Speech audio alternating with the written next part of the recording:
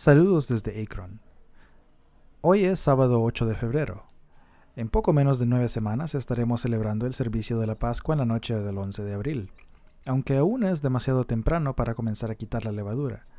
Pensé que podríamos enfocarnos por ahora en comenzar nuestra limpieza espiritual en preparación para la Pascua. En 1 de Corintios 11:28, por favor vayan ahí. 1 de Corintios 11:28.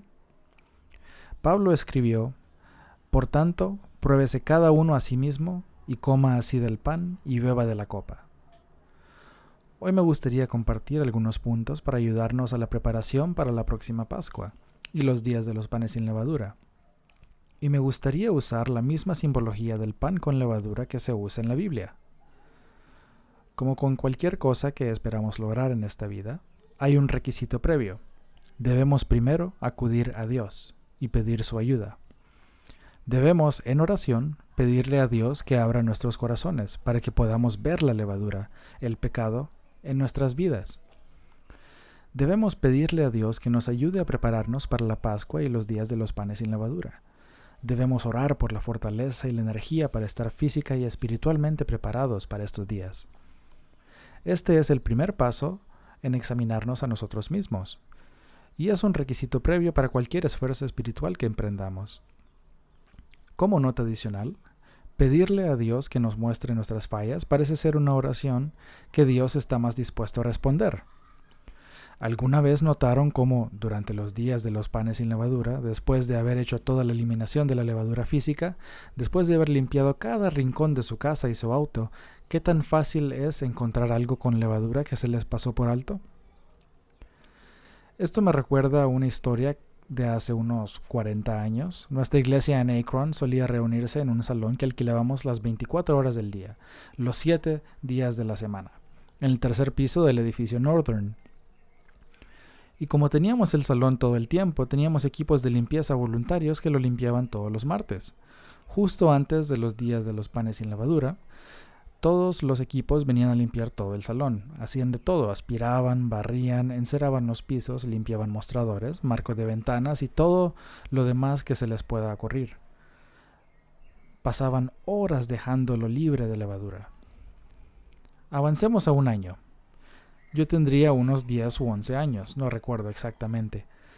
Había una oficina en la parte trasera del salón. Era un salón grande con todas las comodidades imaginables. Tenía un escenario, cocina, salón de mujeres, oficina para el ministro, biblioteca, un gran lugar para que la iglesia creciera por muchos años. Estábamos jugando en la oficina del fondo porque el ministro no lo usaba en ese momento, y como niños hacíamos lo que hacen los niños. Había un gabinete grande, usualmente cerrado con llave, pero yo sabía dónde estaba la llave, encima del gabinete. Sabíamos que necesitábamos algo de ahí. Nada malo. No era que no me estuviera portando mal. De todos modos, estábamos haciendo algo. Hice que mi amigo se subiera para tomar la llave de la parte superior del armario, y en el proceso de alcanzar la llave tiró un plato, y en ese plato había una rebanada de pizza. Y esto ocurrió en el sábado, justo en medio de los días de los panes sin levadura. ¿De acuerdo? Y éramos niños pequeños, unos niños que se decían: oh no, tenemos levadura, está en la iglesia, ¿qué hacemos? Era un día agradable de primavera y las ventanas del salón y de las oficinas estaban abiertas para dejar entrar aire, porque no teníamos aire acondicionado. Nuestro primer pensamiento fue: hay que deshacerse de la pizza. Así que mi amigo corrió a la ventana y la lanzó fuera por ahí. ¿Cómo quisiera que deshacernos del pecado fuera tan fácil como tirar una rebanada de pizza por la ventana? Una rebanada de pizza es fácil de encontrar, pero a veces nuestros pecados no lo son. Uno limpia toda la casa y el carro y aún así se puede encontrar levadura donde ya se había limpiado. Es casi inevitable descubrir algo que se nos ha pasado por alto. Parece que las migas de levadura están en todas partes. Por eso mi primer punto de esta mañana es: recoge las migas. Las migas son como esos pecados ocultos que nadie suele ver. Como las migas se esconden en los cojines del sofá, en las grietas del suelo, entre la alfombra, debajo del refrigerador, debajo de las patas o de las ruedas de los muebles, no son fáciles de ver. A veces ni siquiera las notamos, y pasa lo mismo con el pecado. como esas pequeñas mentiras que nos decimos o que decimos a otros, o esos pequeños defectos de carácter que eventualmente lastiman a otros, las actitudes y pensamientos erróneos que llevamos dentro. Es importante deshacernos de todas esas migas. Por favor, vayan a 1 Corintios 5, versículos 6 al 7. Comenzaremos leyendo a la mitad del versículo. Dice: ¿no sabéis que un poco de levadura leuda toda la masa? Limpiaos pues de la vieja levadura, para que seáis nueva masa, sin levadura como sois. Porque nuestra Pascua, que es Cristo, ya fue sacrificada por nosotros.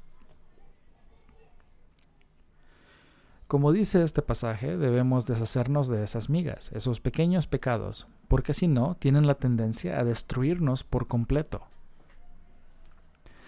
Al referirme a recoger las migas, no estoy proponiendo que ignoremos los pecados grandes en nuestras vidas.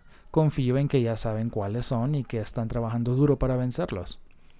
Lo que digo es que si están luchando para vencer pecados difíciles y se sienten frustrados o deprimidos y les desanima su limitado progreso, intenten recoger algunas migas. Estos pecados pequeños suelen ser más fáciles de superar, y cuando lo hacemos, sentimos que hemos alcanzado algo. Habremos superado un poco el desánimo y estaremos listos para afrontar retos más difíciles. Hay que recoger las migajas. Segundo punto. Aléjate de la tienda de donas. ¿Se han fijado cómo durante los días de los panes sin levadura pareciera como si todos traen donas y galletas a la oficina? Esa parecía ser la única semana del año en que nos ofrecen mucho pan, pastel y cosas con levadura. Todos los años en mi oficina, de alguna manera, las donas de cumpleaños aparecen justo en esa semana. Aunque el cumpleaños haya sido semanas antes, o sea, semanas después, esa es la semana en que aparecen. Y cuando eso pasa, les puedo decir lo que no hago. No me quedo parado cerca de la caja de donas. El segundo punto de hoy es no quedarse parado allí cerca de la caja de donas. Manténgase lejos de la tienda de donas. Así como no entraríamos a una panadería durante los días de panes sin levadura, tampoco deberíamos tentarnos a nosotros mismos estando cerca de cosas que nos alientan a pecar. Vayamos a 2 de Timoteo 2:22.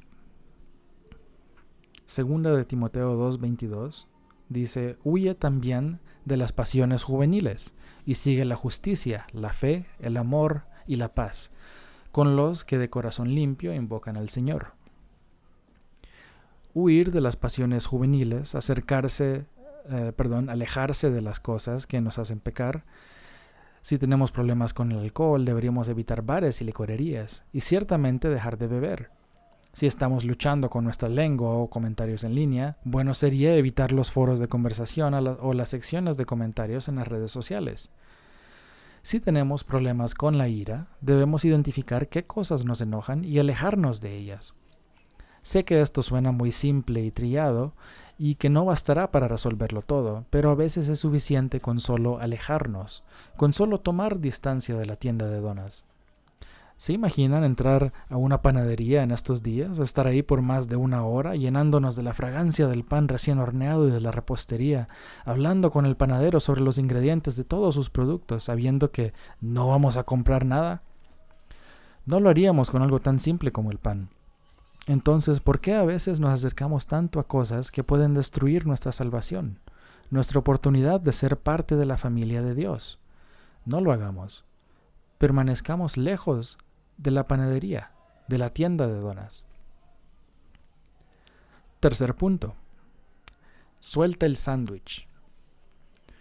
Sé que todos estamos familiarizados con historias que hemos escuchado de ministros, predicadores y otros miembros, donde durante los días de panes sin levadura, por error, apurados, pasan por un autoservicio y compran una hamburguesa u otra cosa que contiene levadura, e inevitablemente, en algún momento, ya sea a mitad del pedido o a mitad del sándwich, algo les recuerda qué temporada es.